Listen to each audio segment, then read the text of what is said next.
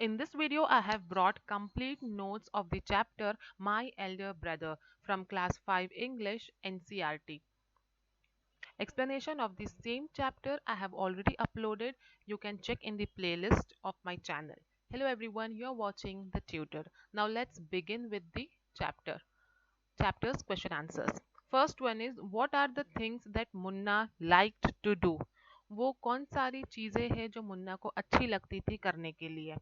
So the things that Munna liked, you have to start like this. The things that Munna liked to do is to play games, to fly kites,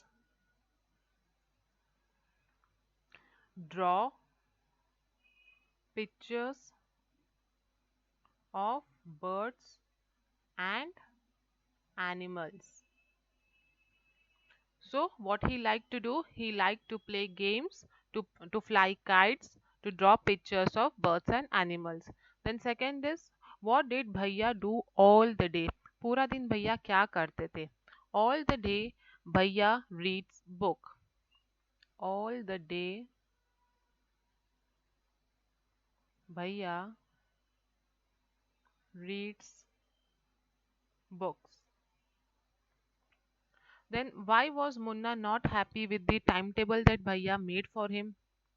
अब मुन्ना खुश क्यों नहीं था जो time table उसके भैया ने उसे बना के दिए थे? So you can write, Munna was not happy with the time table that भैया made for him because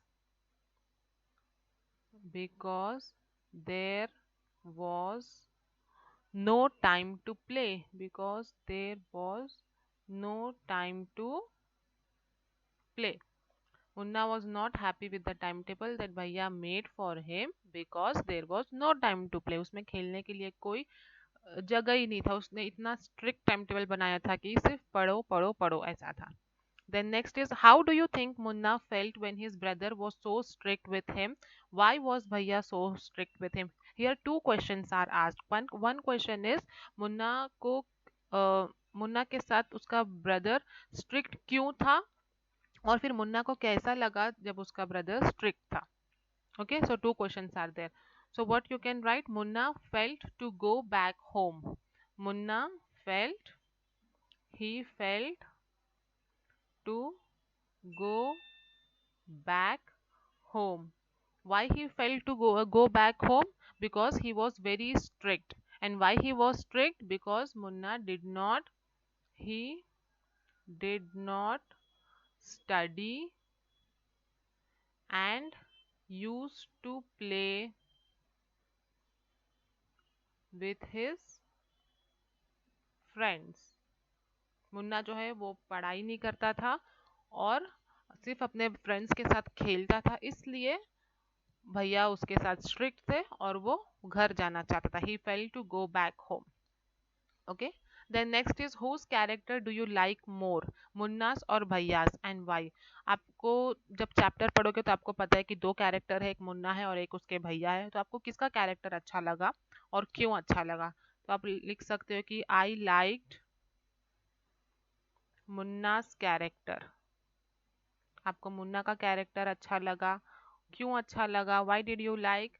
because he enjoyed his life to the fullest.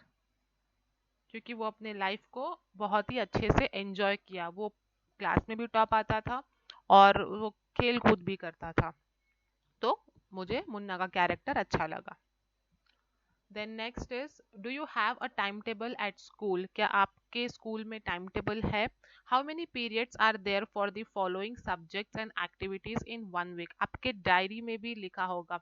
एक पेज होता है आपके डायरी में जहाँ पर आपको टाइम टेबल लिखना होता है. तो आप काउंट करो कि आपको पूरे वीक में इंग्लिश के कितने पीरियड्स है, फिर हिंदी के कितने हैं, मैथ्स के कितने हैं. ये आपको देखकर फिल करना है अपने डायरी से.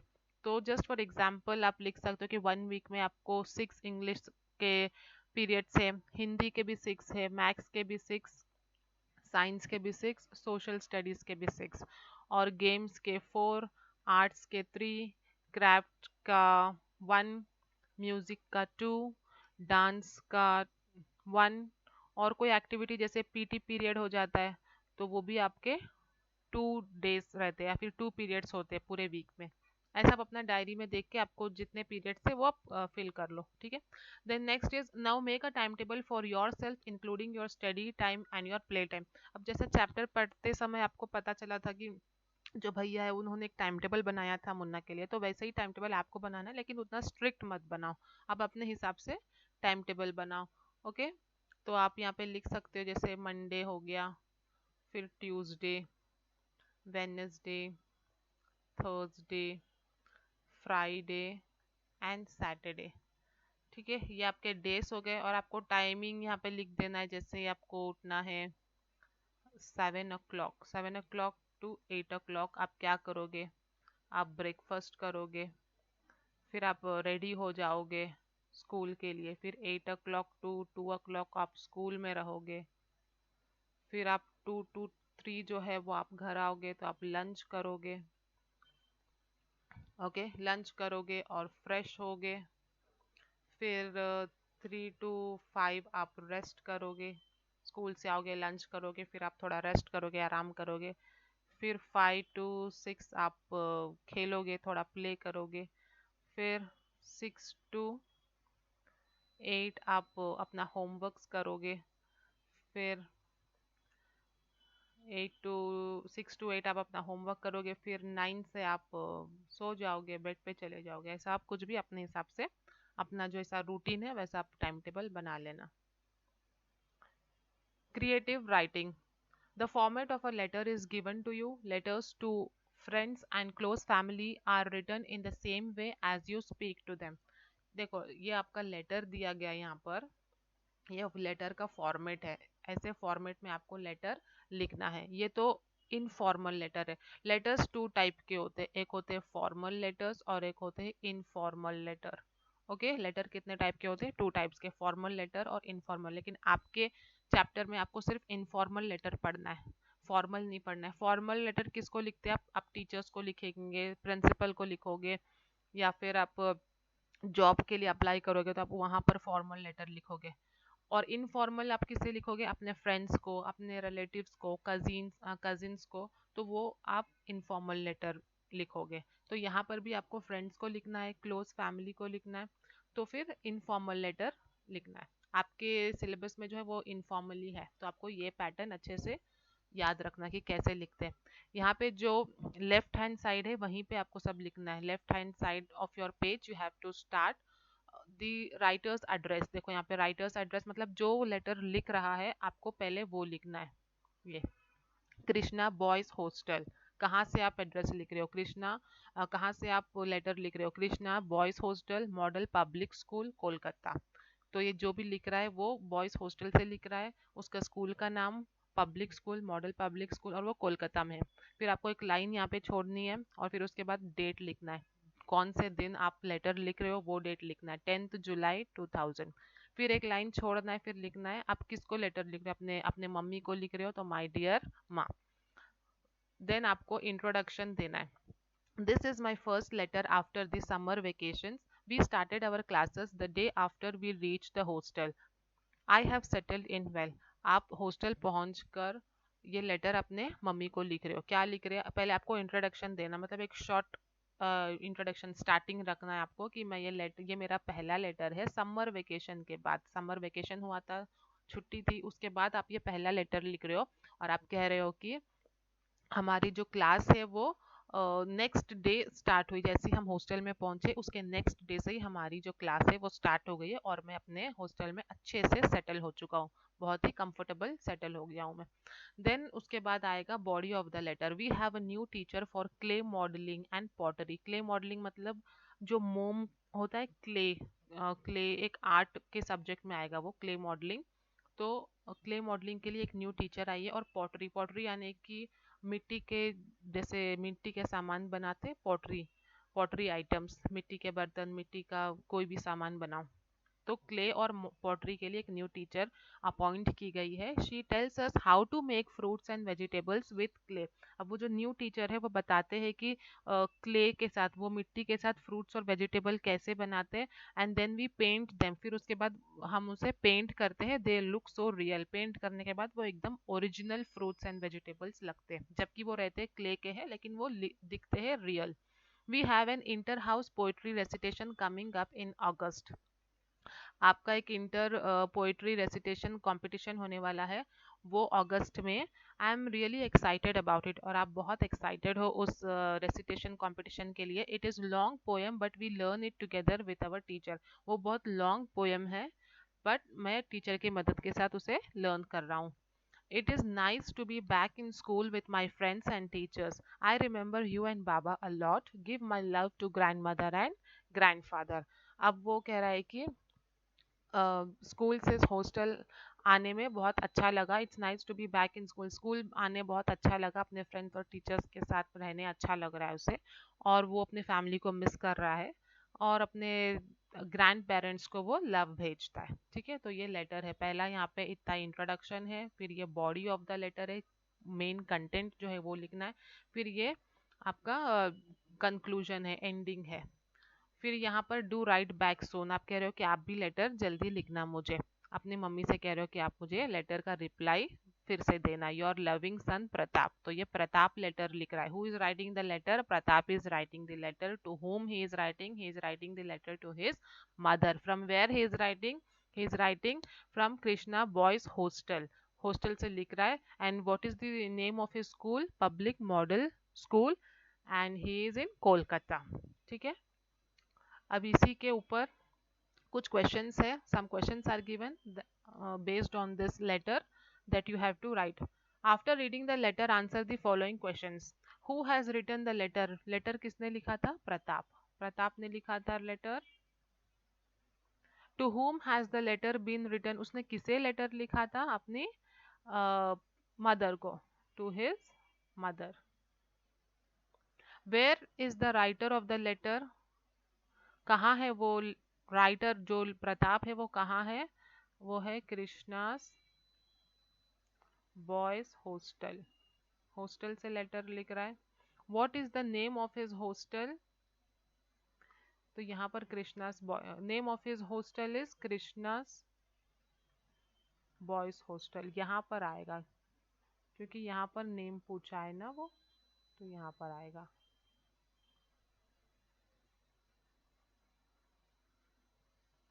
यहाँ पर कहाँ गया? Where is the writer of the letter? कहाँ है वो? कोलकाता में है। On which date was letter written? कौन से दिन उसने लिखा था लेटर? 10th जुलाई 2000। 10th जुलाई को उसने लिखा था, तो 10th जुलाई 2000। ओके, तो लेटर देख के आपको आंसर्स लिखना है। फिर यहाँ पर now write a letter to your friend और relative in another city telling him और her about activities events in your school. अब आपको अपने फ्रेंड को लेटर लिखना है, या फिर आपके रिलेटिव को, आपके कजिन को लेटर लिखना है जो दूसरे शहर में रहते हैं। क्या लिखना है? आपके स्कूल में कोई इवेंट हुआ है, कोई एक्टिविटीज हुआ है, तो वो आपको लिखना है। Follow the same pattern as above, तो जैसा पैटर्न दिया गया था आपको सेम वैसे ही लिखना है। पैटर्न पैटर्न कैसा था? यहाँ पे राइटर्स एड्रेस था, तो आप यहाँ पे अपना एड्रेस लिखोगे। तो आप लिखो first cross, second floor. Okay, फिर आप लिख सकते हो हया कॉलोनी, कोई सा कॉलोनी आप लिखो, हया कॉलोनी। देन कौन सा नगर है वो भी लिख सकते हो, अली नगर, अली नगर, और मुंबई। आप मुंबई से लेटर लिख रहे हो। ठीक है, फिर आपको एक लाइन छोड़ना है। फिर आपको लिखना है, लाइन छोड़ने के बाद डेट लिखना है। तो आप लिखो 1 May 2023। आप किसे लिख रहे हो? आप लिख रहे हो अपने फ्रेंड को, तो आप लिख सकते हो हेलो रिया, कॉमा। फिर आप अपना इंट्रोडक्शन दो, हाउ आर यू, क्योंकि ये इनफॉर्मल है तो आप जैसा बात करते हो आप वैसे ही लेटर भी लिखोगे। How are you, I am fine. फिर आप लिखो I am writing this letter to tell you, about the sports day, that held in our school। आप ये लेटर क्यों लिख रहे हो? क्योंकि आपको अपने अपने स्कूल में जो स्पोर्ट्स डे हुआ था उसके बारे में आप कुछ बताना चाहते हो। ये हो गया इंट्रोडक्शन। अब आप लिखोगे main body of the letter. तो आप लिख सकते हो the programme was started at 9 a.m. सुबह सुबह स्पोर्ट्स चालू हुआ at 9 a.m. Uh, there was a welcome speech. Welcome speech की है सभी को, सभी ऑडियंस को। फिर उसके बाद primary class students performed race and higher class students also performed games and sports, which was quite interesting. We enjoyed a lot। ठीक है, ये हो गया आपका body of the letter. We got, आप ये भी लिख सकते हो, we got some snacks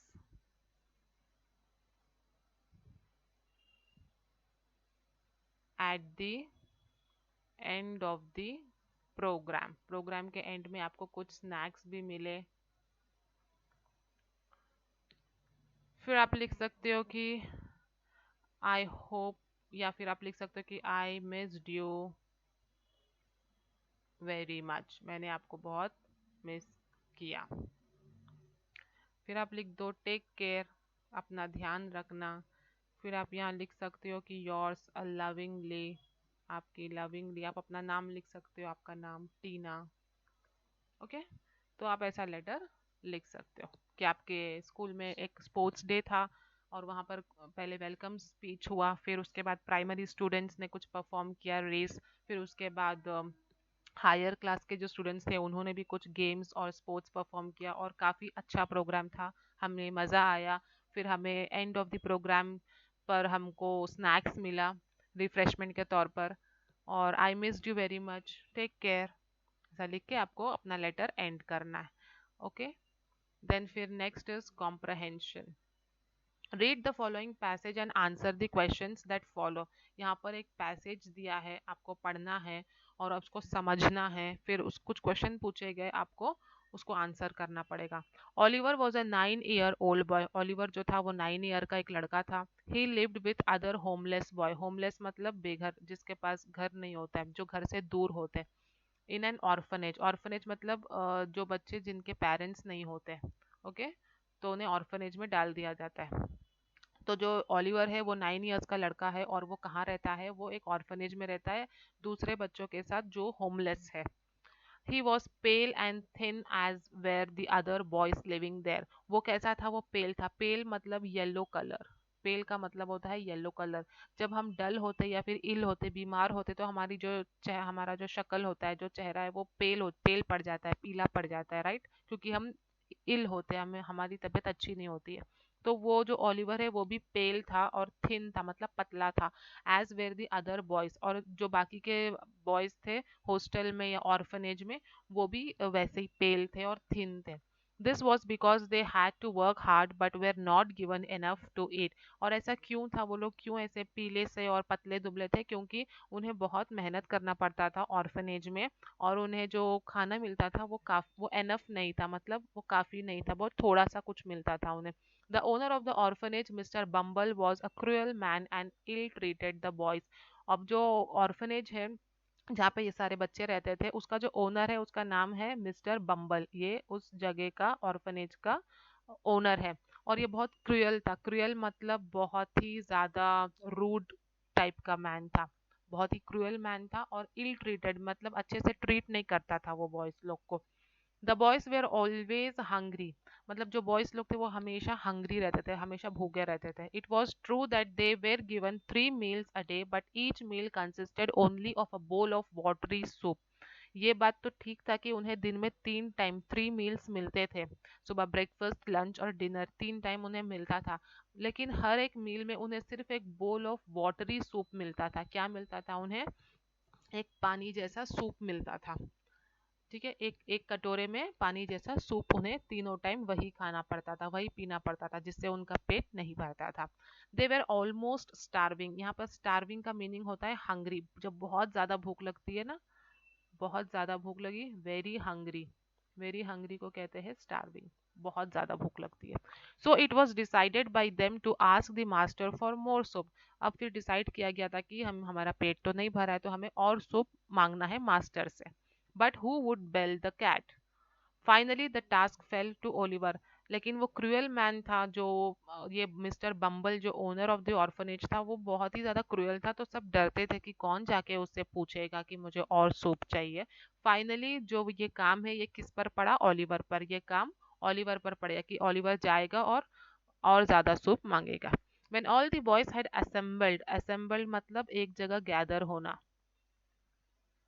together. Okay, when all the boys had assembled in the cold stone hall, cold stone मतलब वो जो हॉल में जहाँ पर असेंबल होते थे, जहाँ पे उन्हें फूड या फिर वो सूप मिलता था, वो बहुत ही ज्यादा कोल्ड स्टोन था, मतलब बहुत ठंडी जगह थी वो। For their evening meal, when all the boys had assembled in the cold stone hall for their evening meal, the soup was served। फिर शाम को सब जमा हुए, उन्हें सूप मिली। it was soon disappeared, disappeared मतलब वैनिश हो जाना, खत्म हो जाना, गायब हो जाना। ओके, डिसअपियर्ड मतलब vanished. The boys whispered to one another, whispered मतलब स्लोली टॉकिंग, स्लोली टॉकिंग मतलब इतना फुसफुस करना कि सबको सुनाई ना दे, बस खाली एक दो लोग को सुनाई दे, विस्पर करना। To one another and one boy pushed Oliver a little. फिर सब एक दूसरे से बात कर रहे थे कि कौन जाएगा मास्टर के पास, फिर ओलिवर को पुश कर दिए। Oliver making a brave effort मतलब बहुत ज्यादा एफर्ट किया उसने, हिम्मत दिखाई। स्टूड अप खड़ा हुआ, walked up to the master with his bowl and spoon in his hand. अब उसने हिम्मत दिखाई, वो खड़ा हुआ और जाकर मास्टर से पूछने लगा। कैसे पूछा? And said trembling, trembling please sir I want some more. उसने मास्टर के पास गया और ट्रेम्बलिंग वे में, ट्रेम्बलिंग मतलब शेकिंग और शिवरिंग। ओके, ट्रेम्बलिंग और शिवरिंग, शिवरिंग मतलब कांपते हुए जाके पूछा, क्योंकि मुझे क्या पूछा उसने? मुझे और सूप चाहिए। वो क्यों कांप रहा था? क्योंकि उसे पता था कि ये मैन बहुत क्रूअल है, ये अच्छा ट्रीट नहीं करता है, पता नहीं मेरी बात सुनेगा या नहीं सुनेगा, तो ये वो उसको डर था, इसलिए वो शिवरिंग कर रहा था। ओके, चलो अब ये पैसेज हो गया, आपको समझ में आया होगा कि ओलिवर एक 9 साल का बच्चा था जो एक ऑर्फनेज में रहता था बाकी बच्चों के साथ। वो बहुत ही येलो और थिन हो गया था, क्योंकि उन्हें इनफ फूड नहीं मिलता था। भले ही उन्हें 3 टाइम मिलता था, लेकिन वो सिर्फ वाटरी सूप मिलता था उन्हें, उन्हें रोटी चावल ऐसा कुछ नहीं मिलता था जिससे उनका पेट भरे। सिर्फ एक पानी जैसा सूप मिलता था, जिन्हें खा पी कर उन लोगों का पेट नहीं भरता था, वो हमेशा हंग्री स्टार्विंग रहते थे। फिर एक दिन ओलिवर ने हिम्मत की कि मैं जाकर और सूप मांगूंगा। ठीक है, इतना ही दिया गया पैसेज में। अब इसके क्वेश्चंस देखते हैं। Why did Oliver live in the orphanage? वो क्यों ऑर्फनेज में रहता था? बिकॉज ही वॉज होमलेस, उसके पास घर नहीं था, इसलिए वो ऑर्फनेज में रहता था। तो आप ऐसा लिखोगे, Oliver lived in the orphanage because he was homeless. फिर second, who was Mr Bumble? Mr Bumble कौन थे? He was a he was a cruel man and the owner of orphanage, तो आप खाली ओनर ऑफ द ऑर्फनेज भी लिख सकते हो, he was owner of the orphanage. What meals were the boys given, boys लोग को क्या मील दिया जाता था? The meals were the watery soup, the watery soup, a bowl of watery soup भी आप लिख सकते हो। What did Oliver say to Mister Bumble, Oliver ने बम्बल से जाकर क्या कहा? उसने कहा please sir I want some more soup. Okay, फिर उसके बाद the boys were given 3 meals a day, then why were they always hungry. अब यहाँ पे पूछता है कि जो बॉयज है उनको 3 times तो मिलता था खाने को, फिर वो हमेशा हंग्री क्यों थे? 3 ऑप्शंस दिए।